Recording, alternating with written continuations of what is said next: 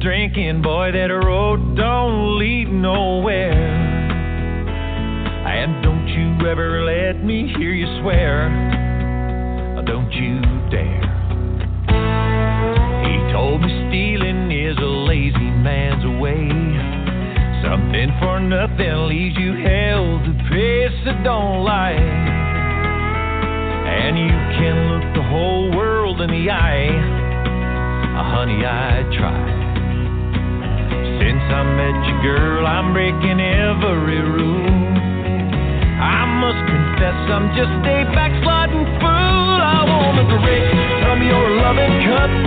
Swear I'll never give you up. Steal all your kisses underneath the moon. I wanna lie here close to you. Look what you made me do. Darling, you're the reason why I drink, swear, steal, and lie.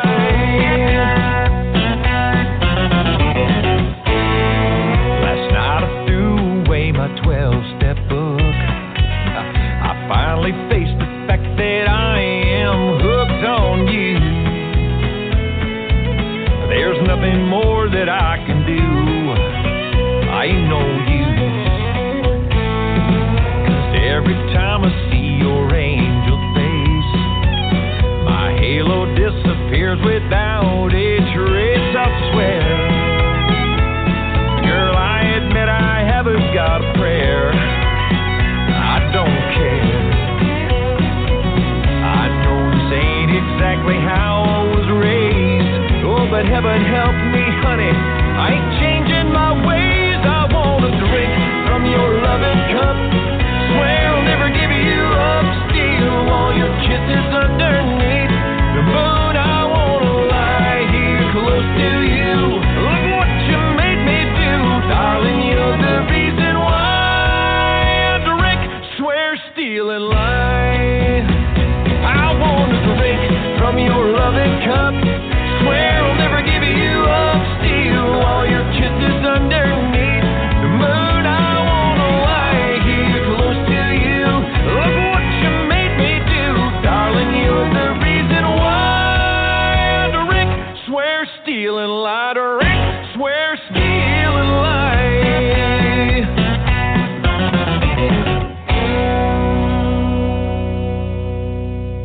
Welcome to Big Blend Radio with Nancy and Lisa, the Big Blend mother-daughter travel team and publishers of Big Blend magazines.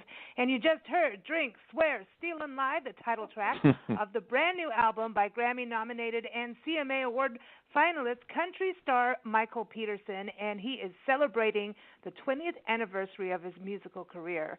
And he has quite a career, not just, writing music. He's written music for a number of Grammy winners, but he's a million-selling country artist with 3 number-1 hits, over 2,500 performances under his belt. Wow. We know he's got a big belt, Well, hello. Yeah, that makes every performance gives you another notch. My word. But he's also a contributing author for 6 books, including the New York Times best-selling Chicken Soup for the Soul series. He is a recipient of a number of distinguished public service awards, including the Bob Hope Spirit of Hope Medal from the USO following his 11 tours and over 150 performances for servicemen and women deployed to Iraq, Afghanistan, and South Korea. I mean, when you think about this is like quite a career. I know we're going to get into it with him today. We're excited to have him on the show. But go get information and go get the album. The album is on iTunes. You can also go right to his website, michael-peterson-online.com. I know we have a lot of listeners overseas in Europe. Get ready. His boots and belt are coming over. Hey, Michael, how are you? Man, you said that exactly the way I wrote it. There it is. See, I did. No, but that's really, it's interesting. You are going overseas, right?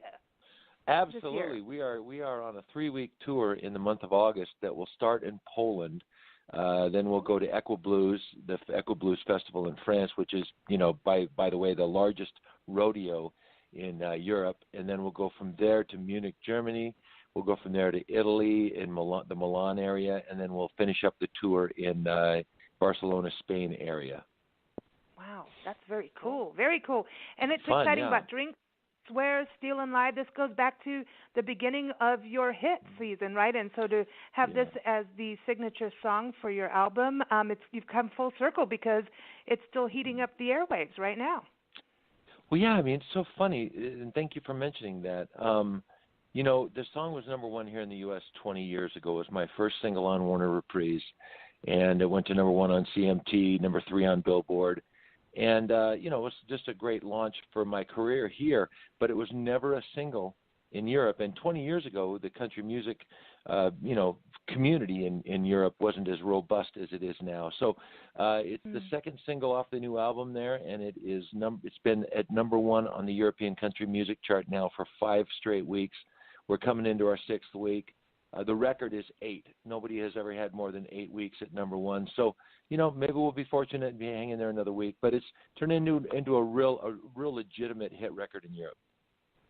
That's excellent. And it's interesting because I know that you're in Vegas now, but you spent some time in Branson, and also that here we are in sunny Tucson, so you know about it. It's heating up on both sides here, but the Mojave Desert and the Sonoran Desert. But you know, Tucson, that's got some.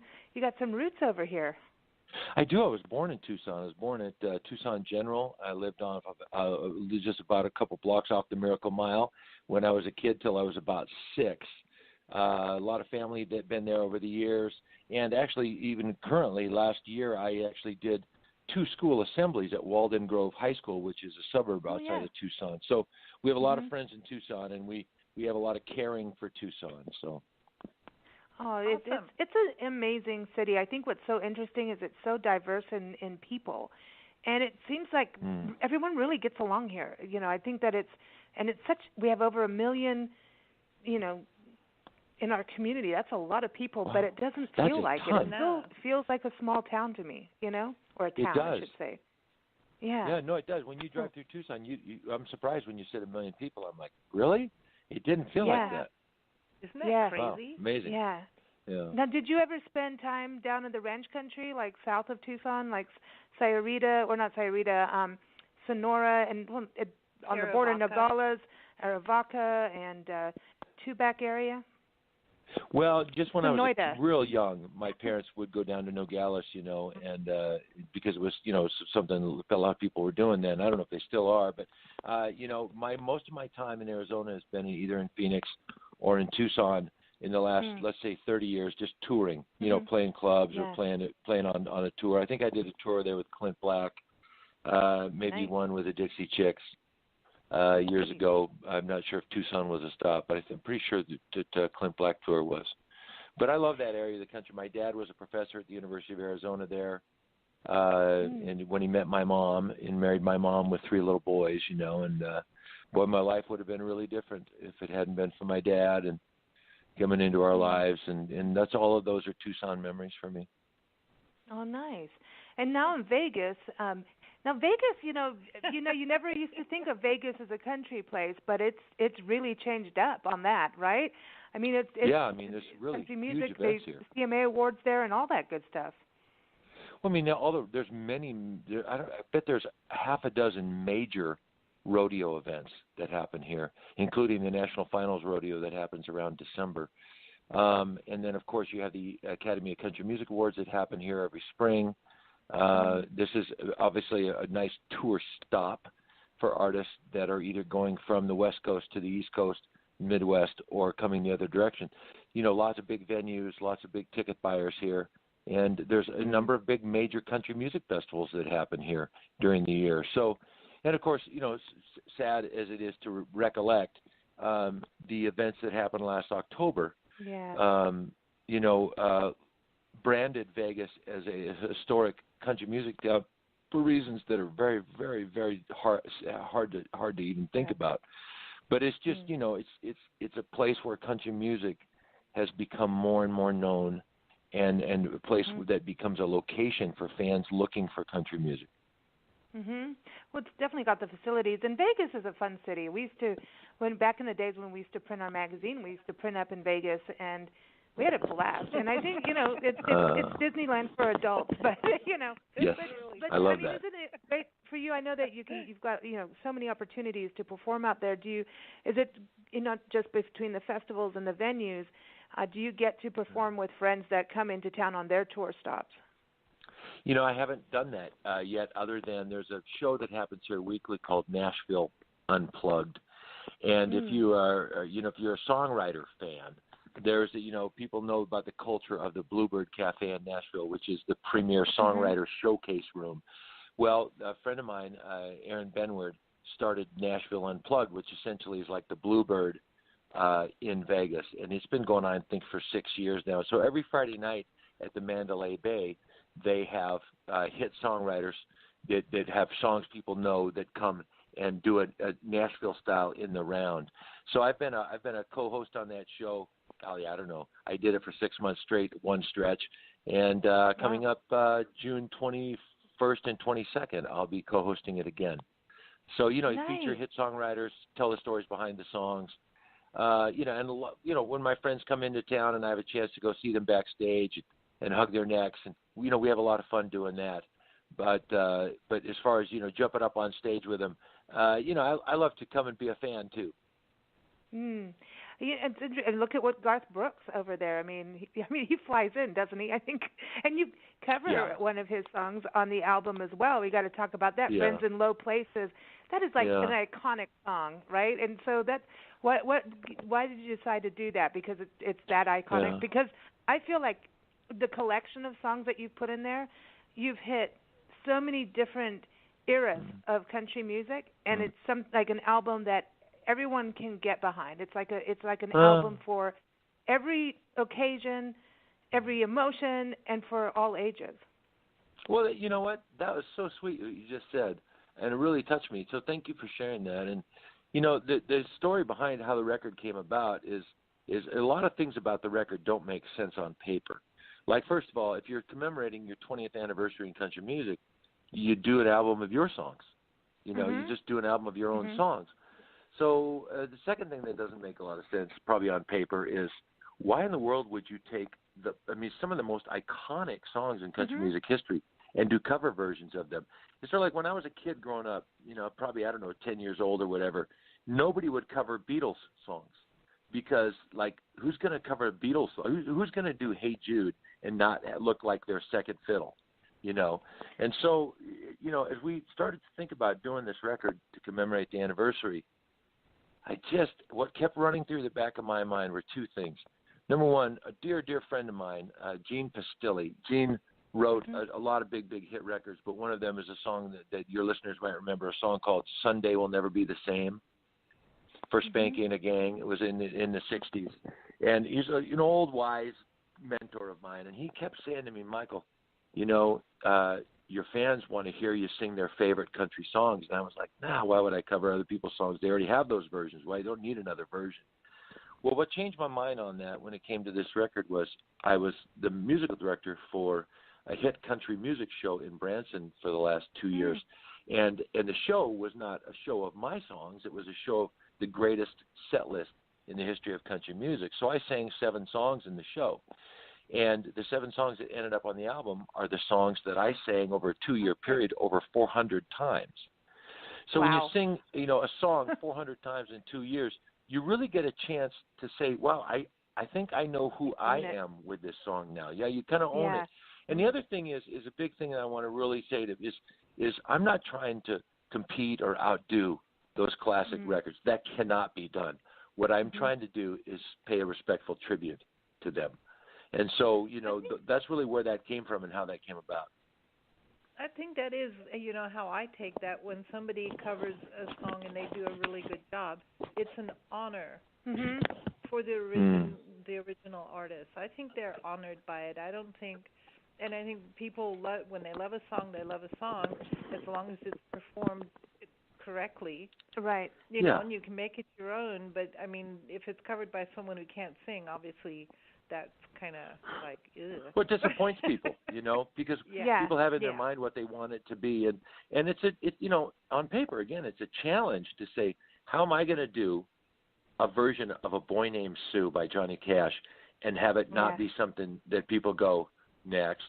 But when you perform it that many times in front of a live audience, which we did, to packed houses for 2 years, you just get a sense of how to sort of find your space with it and do something that's authentic. So, for better or worse, what you have on this record, in addition to my own hits that we made new recordings of, are some authentic interpretations born out of 2 years of hundreds of performances to say, hey, here's this great song you remember, and hopefully, you'll listen to it and it'll make you remember why you love the original so much. I think it's important because I think you're also carrying the torch. Wichita Lineman, I think, I know. Wait, I just have to say something. Go ahead. She's a mom. She can interrupt. Yeah, I get to interrupt. Would you ever think of renaming the boy named Sue to a different name and see what happens? No, you can't do that. No, you never would do that. I mean, the ghost of Shel Silverstein would rise from his grave and find you and write a book about you or something, I know. But I think it is. To me, it's really, really interesting because you've got your style, and this is you singing these cover songs, and for some people may not know them yet, believe it or not. And so, I know.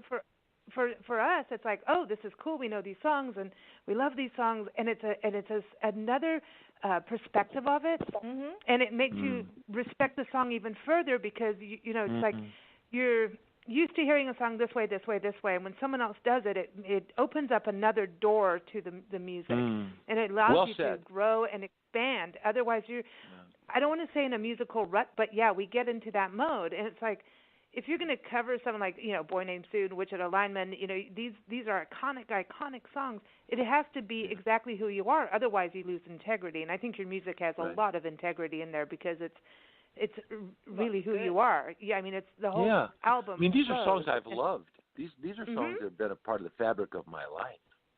Yeah. I can tell you where I was, at certain moments when I heard these songs in my life. And that's how it is for all of us. We have our own stories around these songs, and I love what you're saying. It's got to have some integrity, and it's got to have a reason for cutting it other than just trying to sell something. If not, you feel it. When an artist paints a picture of a rose, that's not like, okay, now nobody can ever paint a picture of a rose again. Millions of people have painted pictures of rose, some good, some bad. Everybody paints the wave. Yes, the wave. The wave. Wave. Yeah. The sun going down right behind the crest of the wave. Yep. Yeah. So it's really how you handle it. What's your personal vision of it? Yeah. And Well, you can go Nancy, I out appreciate and that. photograph the same place with 2 or 3 people, all in a different position. You can look at, like, say, go to Yosemite. You can look at Half Dome or El Capitan, and you can each go to photograph it, and you're all going to come out with different photos, and it's the same subject.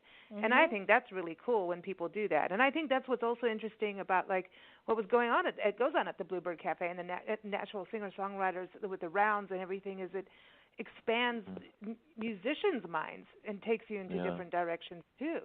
Don't you think? I love what you're saying, and I want to add to that. I've noticed over the years that certain songs that I like, for instance, songs that I play regularly in my shows, have a different impact on the audience every night. One night you may bring the house down, the next night you just get polite applause. But it's the same song, it's the same artist.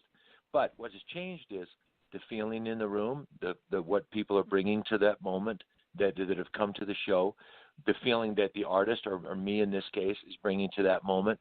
Maybe I'm feeling it more on a given night than I do on a different night, and it translates.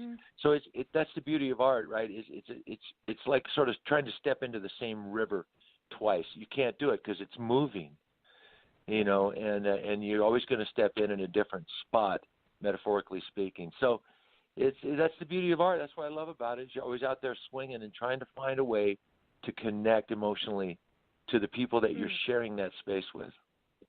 Right. Speaking with that, connecting with emotion, let's talk about When the Bartender Cries, and we're going to play that for everybody. You were telling us earlier before we went on air here that this is really connecting with folks going through recovery, and tell us about the song and why you put it on the album. Yeah, I wrote this song probably 22 years ago with Hunter Davis, And the song was born out of an article in the New York Times about a bartender that was having to close down his bar, and it said the bartender, cried, said in the article, and we both looked at each other and went, "Ooh, wow, you're in trouble when the bartender cries." Hey, wait a minute, no kidding. That's a song title, So we started writing this song, and I grew up. I spent a lot of time in church, and I did a lot of work in churches in my late teens through my 20s and into my early 30s. So I didn't have a lot of personal experience with the lead singer in this story, if you will. But I had a feeling, because I had had people in my life that had been alcoholics, people I loved and cared about, and had lost a few to alcoholism and drug addiction. So, we wrote the song, and, you put it on your first record, and, surprise, surprise, people end up really connecting with it. And over the years, some of the memorable things that happened around that song is I got a letter one day that had something in it. You could shake it, and it was like, well, what's in there? So we opened up the letter. It was a letter from a woman who had sent us. It was a car key, and the car key was cut in half. So, and the only part that she had sent us was the top half, so the part that you might hook to your key ring, and then slightly a bit of where the key was. And so what's this about? So I read the letter, and essentially, she wrote to say that her husband had been an alcoholic, and that he had been in several car wrecks, had several DUIs. Their life was disintegrating, and she had told him that he wasn't allowed to drive anymore. So she had taken his car keys, and she had cut the key in half, and she wore it around her neck. And even though through his ups and downs, she always wore this key around her neck, this half-cut key, to remind her that she could never ever trust her husband to drive and to not drink. Well, she told me that when her husband heard the song, "You're in trouble when the bartender cries," that it was a part of a catalyst. Of course, it wasn't the only thing that turned his life around, but it was a part of a catalyst for him to end up going to seek help and get recovery. And so she wrote me to say that her husband had been sober for about a year at that point, and she sent me the key with a letter saying she didn't need it anymore. Wow.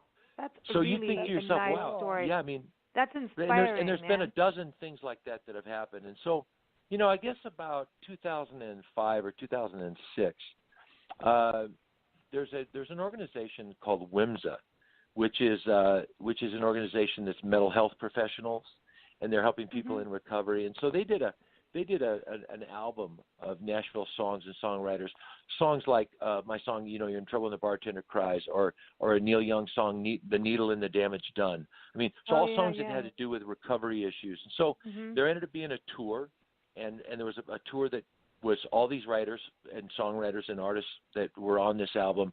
We did a tour. We went and did a lot of these conferences for this Association of Mental Health Professionals, and they were using this music in their therapy with their clients to try to help their clients stay sober. So it just reminded me that, what we create sometimes is entertainment. If it has that core of integrity like you spoke about earlier, then it's really speaking really about real things to real people, and the music becomes timeless in its ability to have an emotional impact and engagement with people. So, I mean, that's just a beautiful gift. I can't take credit for that. I can only stand back and feel gratitude that I got to be a part of it.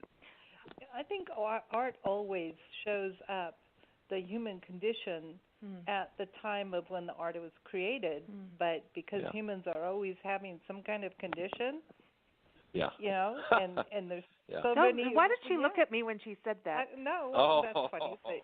No, it just seems to me that, we keep evolving a little bit at a time. We're taking a long time to get there, and there's always some kind of human condition we have to battle with. So songs like yours and others you're talking about the human condition, and it's always appropriate and it's relevant. And nurturing in a way. And I think this is important because music, like, you're saying, you remember what song you heard when, in that moment. It's like, when people remember when, JFK got shot. Everybody's like, we know when, Elvis or, luminaries. Music is the same thing.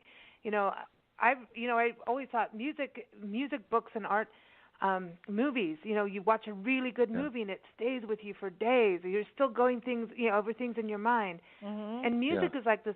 Music is, once you really know a song and you're singing it in your mind, and even if you get the words a little wrong, as a listener, it's okay. But it's part of your soul, and you can be down and out 100%, but you can still hear a song in your heart, in your head. You can sing it. You don't have to be able to sing it, and it stays with you. I think that's a really huge part. Like the power of music is that everyone can. You feel better. And it can go anywhere with you, It's like you're never really alone. Exactly. And songs will get you through something. People have workout songs and things like that. So I think that's the big power of it, man. Wow.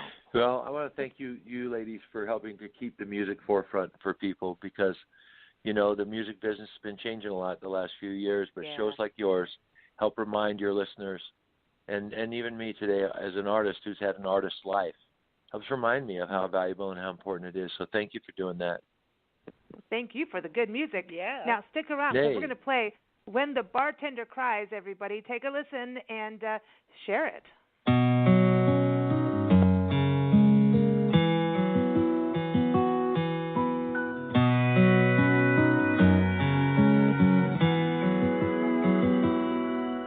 This bar has been my home away from her. Used to be that she was missing me, but now she's moving in with her best friend, and I'm the only one who wants what used to be. I'm here because today I lost it all. That meant I didn't want to drink at home alone. I just can't believe all my hopes and dreams have fallen like a roll of dominoes. I thought the man behind the bar had heard it all before. My story must have caught him by surprise, 'cause when he handed me my double, there were tears in his eyes. You're in trouble when the bartender cries.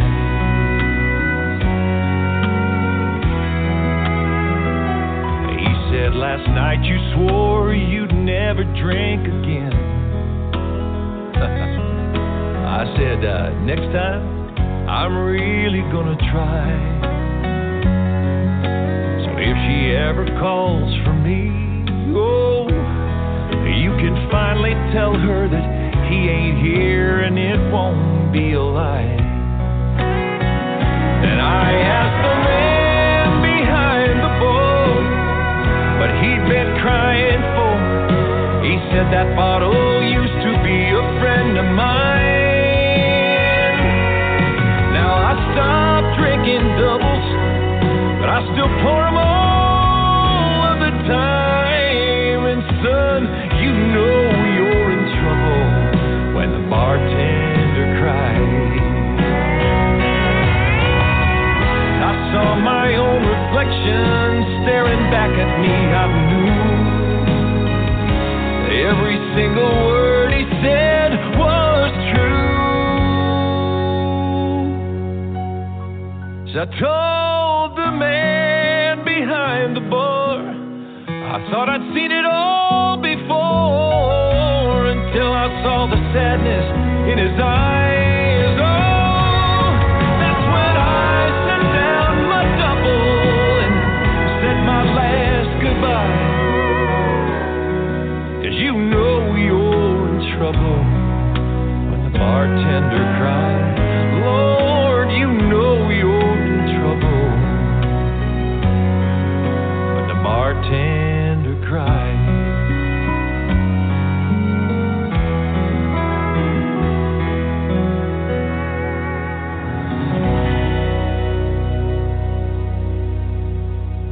You're listening to Big Bend Radio with Nancy and Lisa, and you just heard When the Bartender Cries, a a song written and performed by country artist Michael Peterson, and it is on his new album celebrating his 20th anniversary in music, and you can go get it now. The album is out, so go get it. So go to michael-peterson-online.com and go to iTunes, and the album, again, is, well, here it is. You know, we're talking about the bartender, when the bartender cries, but the album is called Drink, Swear, Steal, Lie. So there you go. But, you know, I think it's interesting because you have fun songs on there. You have, you know, a little bit of everything for everyone. But I think at the end of the day, it comes down to it's a comfortable album for the listener. You know, wow. it brings comfort, and I think that's important because sometimes you get albums that don't flow, but there's like a really heartfelt comfort. It's comfort food for the soul. No, well, how about that? That's nicely said. Thank you. Yeah, this is good. I think you can identify with this, you know. Yeah, and I mean, having heard the songs, there's something in them that bring up a memory. It's going to be your own memory, but you got one or two or three. And that's magical to me. That like so, I don't, you know, if you play a song and it doesn't relate to you in any way at all, then it's kind of like, oh, too bad. Yeah. But well, you know, you might listen once, right?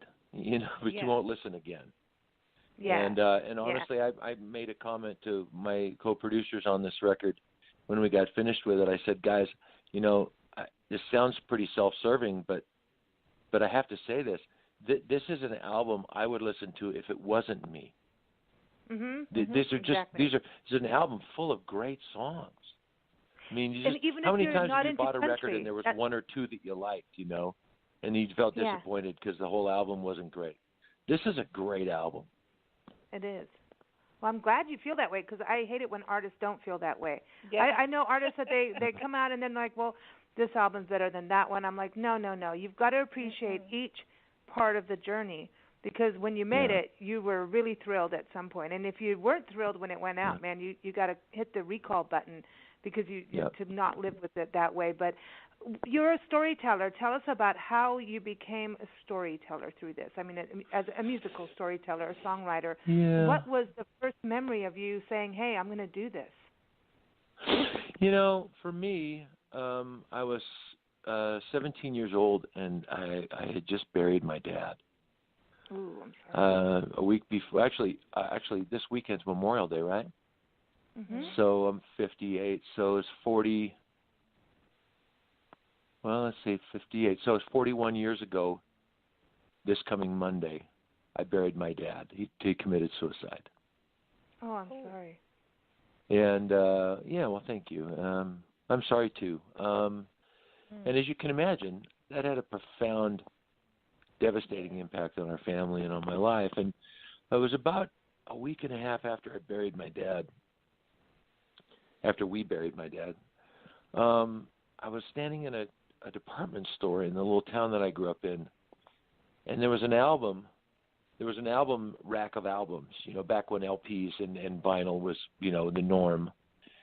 And there was an album cover that just caught my attention from across the room. And you know, I have no way to prove it, but I think there was some energy in this record that was calling out to me. And I heard some music playing, and I walked over and I picked up this album. I was standing there staring at it, and I walked over to the cash register where the cashier was, and I said, you know, what is this record? Tell me about it. And she said, well, that's the guy that's singing right now. So it's like one of those moments for me, and I stood there looking at this record, and I'd never heard of the artist before, but there was something about it just drew me in. It was an album by an artist named Dan Fogelberg, and the album was called Netherlands. And so I bought that record that day because the feeling I had, without knowing anything else except what I had just experienced, I bought this record. And I got to tell you, it became the soundtrack for my recovery over the loss of my dad. And during that, you know, I was just graduated high school. I was off to college, and it was during those 4 years of college that I would listen to this record over and over again. And it would speak to me, and it would bring healing to me, and it would touch my sadness and my hopes and you know, it just touched all of these emotions for me. And it was such a beautiful, broad-stroked landscape of musical palettes that they did on this record, from orchestra stuff to rock stuff to these incredible ballads. And I just thought, wow, if I could ever do that for somebody else, then maybe that would be something that I would like to do, and maybe it would help me work through some of my own pain. So I started writing songs. And honestly, my dream wasn't to be an artist. My dream was to be a songwriter. And when I picked up albums, I didn't look to see how the artists had their hair cut or how they dressed. I was always looking to see who wrote the songs, and I was always really, really diving into the words. So, I wrote 25 or 30 songs a year for, 20 years before anybody cared. But I was a passionate songwriter. I still am, and so in the process of doing that, you just grow, and I grew, and I was one of these guys that just wouldn't quit, So I learned how to write a song, and I learned from some great mentors along the way. Some of the greatest songwriters in history became friends and mentors of mine, and they taught me a ton. And then I found out that the same principles that apply towards writing a song are the same principles that can help you tell a story when you're with an audience. So you have a beginning, a middle, and an end. You have to take it somewhere. There's tension. There's release. There's a thread.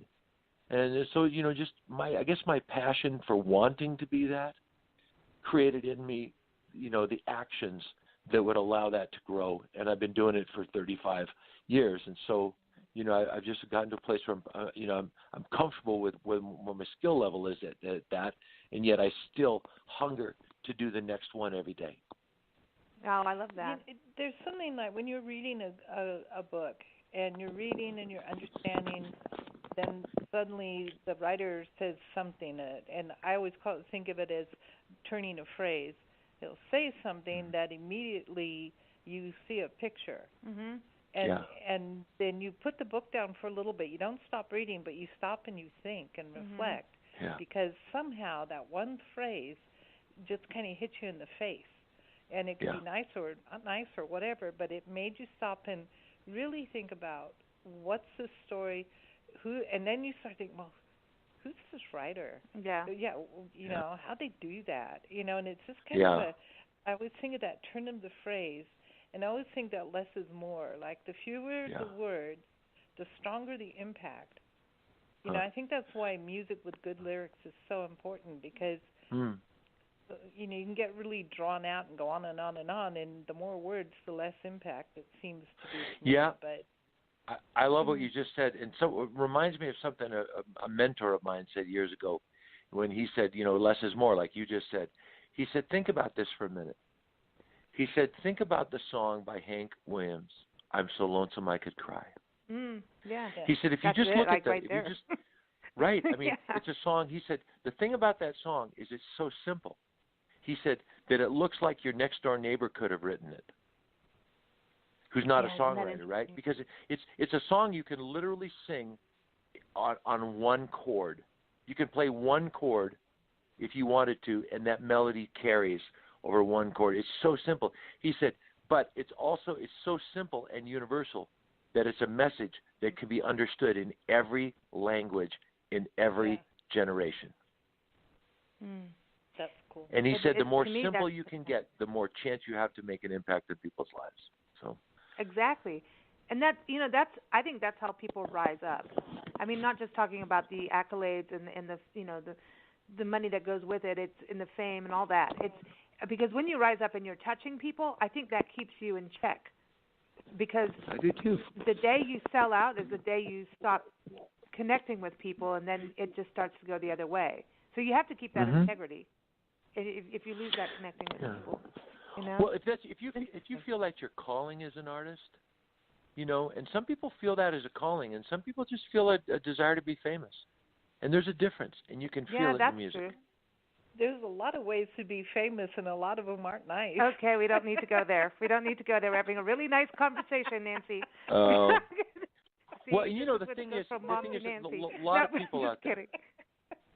Well, there's a lot of people out there that say, fame is overrated. I know. It's and I don't say that like I've been so famous. I'm just reflecting. I heard Bill Murray, the actor, say, rich and famous, not so much. How about just rich? Because fame can be a burden, and like you said, there's a lot of ways to get rich and famous that are way easier than being an artist. Yeah, an artist is hard. It's hard because you bare your soul. That's the other thing. You know, you're bearing your soul out there, and you're right. I mean, and people critique your art, and then it's like, what? You know, it's like I just told you something that's important, like what, you know, or something special, or could be completely like a story about anything, but it's still a craft, and so that's the thing about art, and the more famous you get, the more critiques you get, good and bad. It's just like that thing that you just have to have that strength within to handle all that. I'm very curious how you got into writing and being part of the Chicken Soup for the Soul. What led you into writing, and tell us about the other side of it. I mean, are you writing all self-help, or is it fiction as well? Yeah. The first book that I was a co-author on came about because a friend of mine had been commissioned to write a book that featured the stories of artists.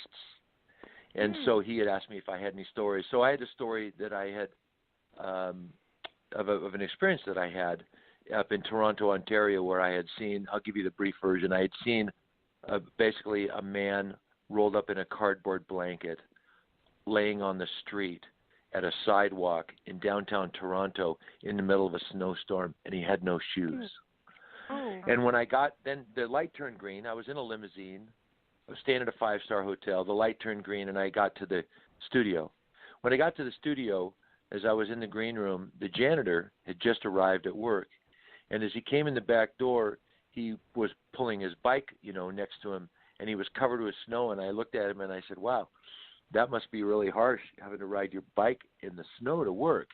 And he said, yeah, I was feeling kind of sorry for myself until I saw this guy today on the street rolled up in a cardboard blanket with no shoes on in a foot of snow. And I'm like, wow, was that down at Yonge Street in Bloor? And he's like, yeah. And I said, wow, I saw the same guy. He said, yeah, I felt so bad for him. He said, I went around the corner and I bought him some socks and shoes. And it was and right at that moment they called me to go to the set, and I heard the tail end of the speaker that was on the show right before me. He was telling a story about Mother Teresa, and he shared the famous Mother Teresa quote about how none of us can do any great things alone, but we can only do small things with great love. And I just thought, wow, I just experienced that. Like I was at the stoplight saying I should help this guy, but then the light turned green and I moved on.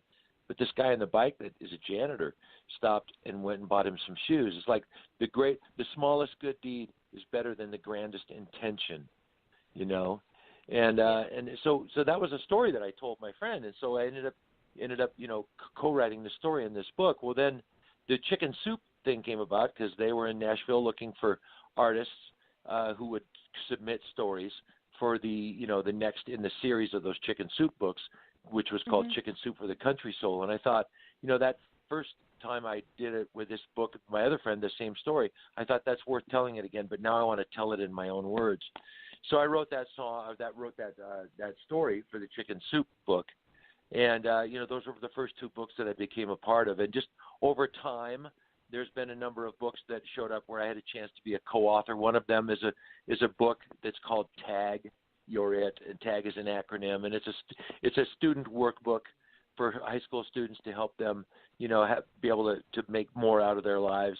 My most recent book that I co-authored was with the great illustrator Guy Gilchrist. Many of your listeners might know Guy from his work on the Nancy cartoons. He actually has been the primary illustrator on the Nancy cartoons for the last 20 years, and he was also the co-creator of Muppet Babies with Jim Henson. So he and I and my wife Jill wrote a children's book that's getting ready to be released here pretty soon called Little is Good, and it's basically the story of a really tiny child, because when you're little, everything looks big and things can be kind of scary. And so it's really targeted for kindergarten, first grade, second graders. And her name is essentially the message of the book, which is, hey, being little is a good thing.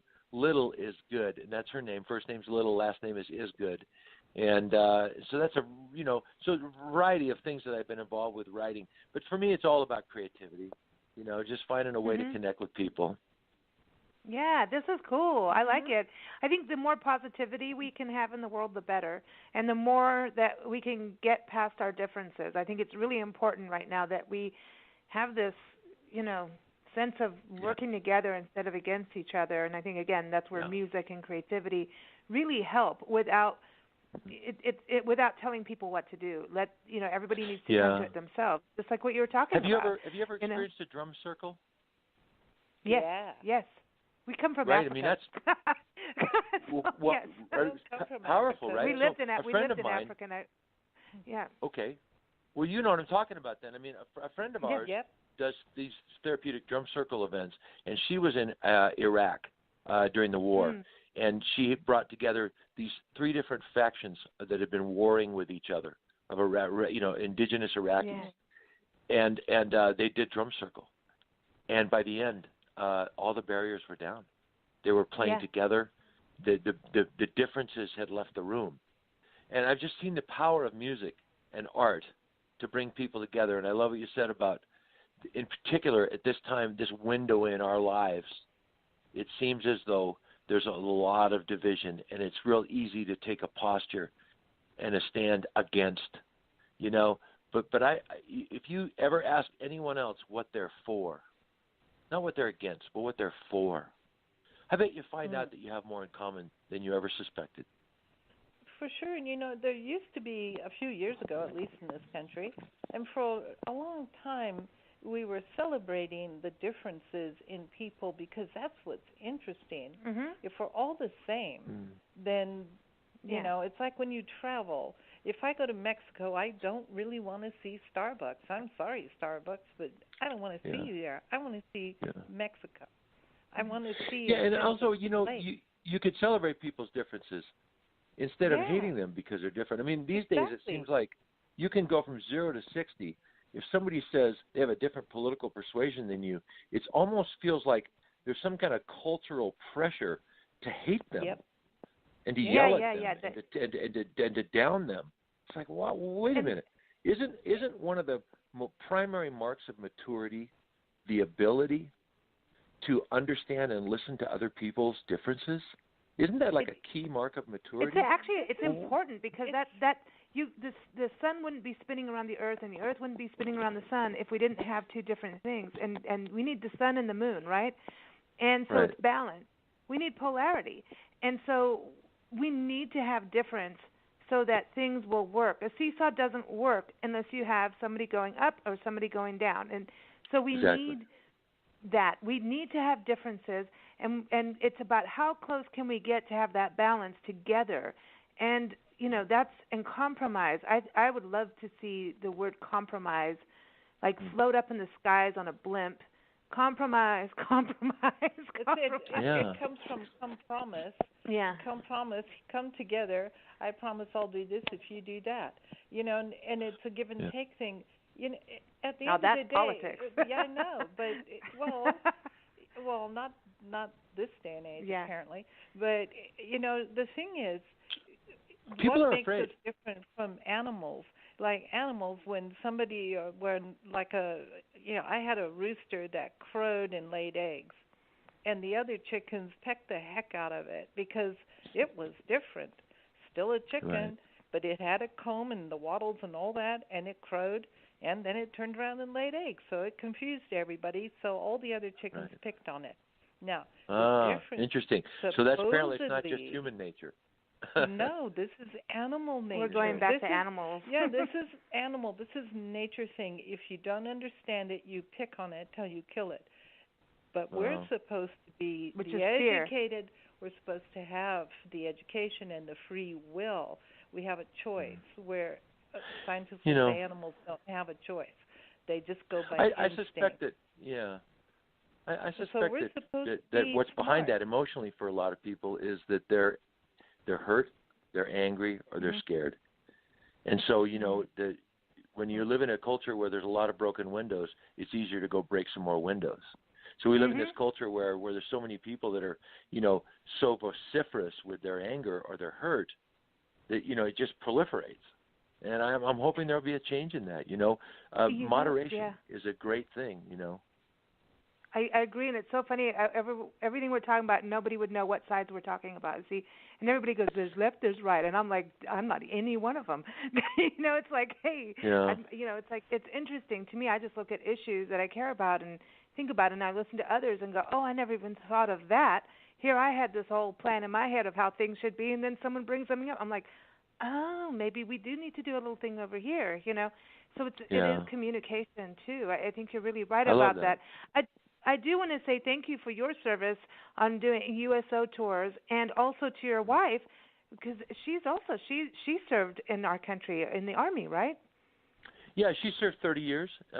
She had a very distinguished career. Retired as a full bird colonel. She was at the Pentagon at 9/11. Was wounded there, and while she was in recovery, she helped develop a program that was first launched through the Army. It was a groundbreaking program called Comprehensive Soldier Fitness.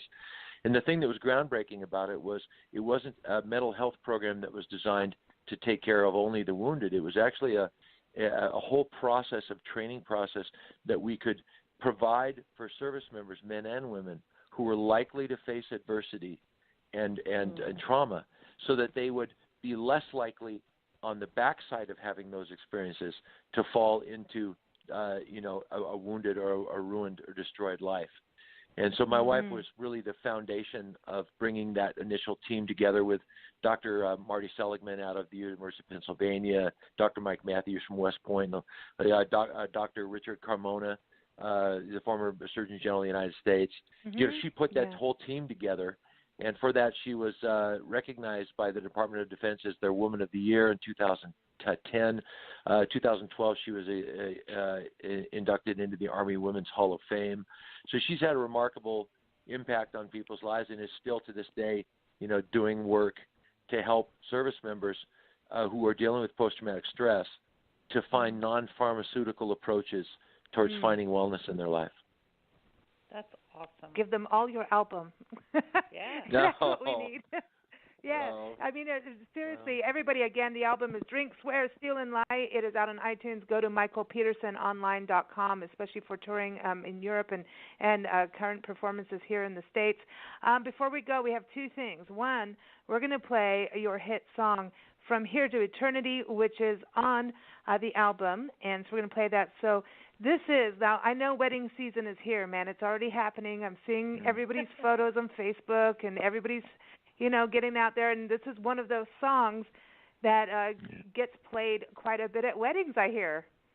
Yeah, when we wrote the song 20 years ago, we imagined that this would be a song that the guy who was so nervous to ask the girl to marry him, this would make it easier for him, because we thought if we could write a song that would pop the question on his behalf, then all he'd have to do is pull out the ring and smile at her, and she'd go, "Oh, he just proposed to me," right?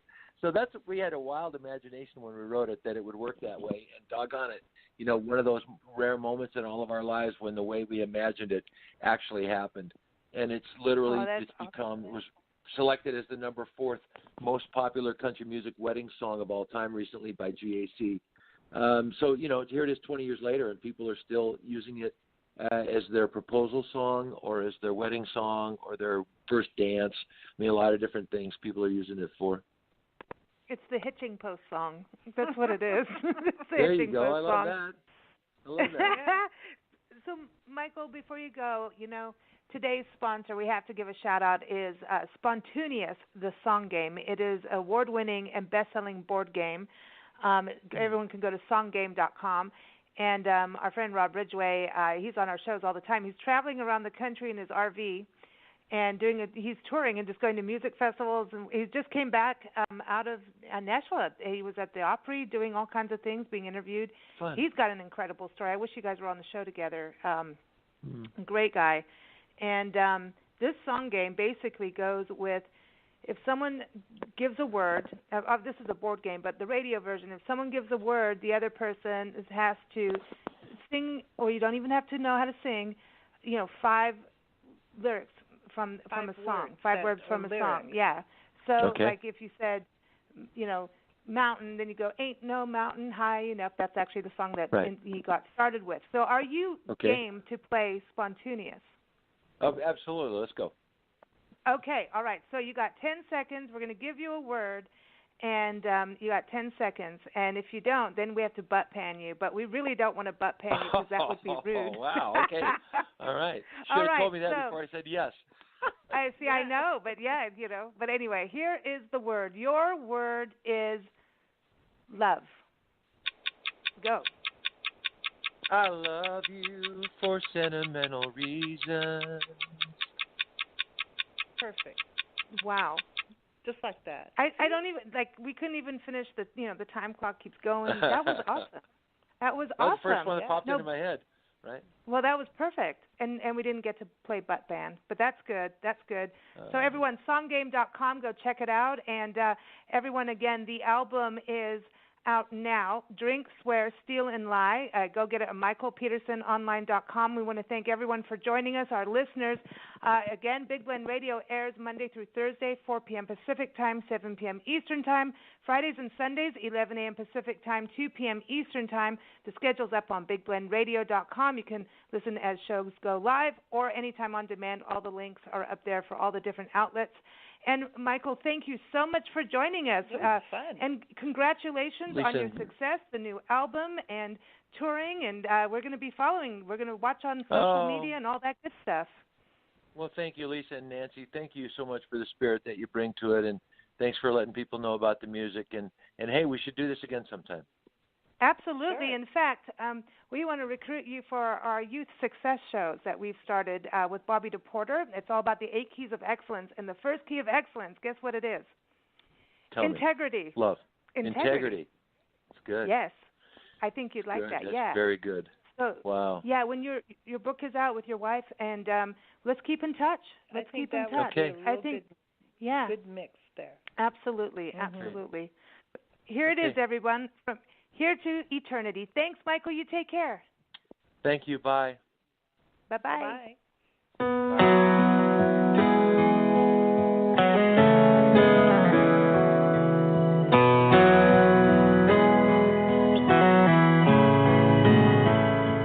I did everything I could to get you here tonight, without telling you why. Now, girl, if you only would, please hold out your hand. Just close your eyes.